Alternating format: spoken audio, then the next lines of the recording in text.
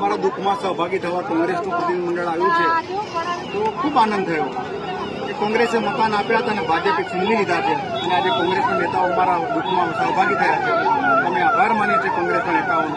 સાથે સાથે અમે ભાજપને કહેવા માંગીએ છીએ કે તમે રાતોરાત આવું શું તમને વિચાર આવી ગયો કે એક દિવસની નોટિસમાં તમે 60 વર્ષ જૂના મકાનો તોડી નાખ્યા? શું આ લોકો નવા રહેવા આવ્યા હતા?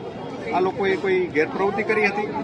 તમારી બનાવેલી સરકારનો કાયદો છે કે 30 વર્ષ જૂનો પુરાવો હોય ને વૈકલ્પિક વ્યવસ્થા આપવી જોઈએ. તો આ લોકોને વૈકલ્પિક વ્યવસ્થા પણ ના આપવામાં આવી, ન તો જગ્યા વેચાણ માટેની કોઈ દરખાસ્ત કરવામાં આવી.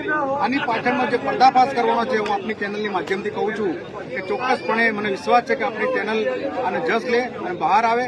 અને આમાં ષડયંત્ર છે કે જમીન ઉપર કોનો દોરો છે અને કોના ઇશારે રાતોરાત ડિમોલિશન થયું છે એની ઊંડાણપૂર્વક તપાસ કરવી જોઈએ.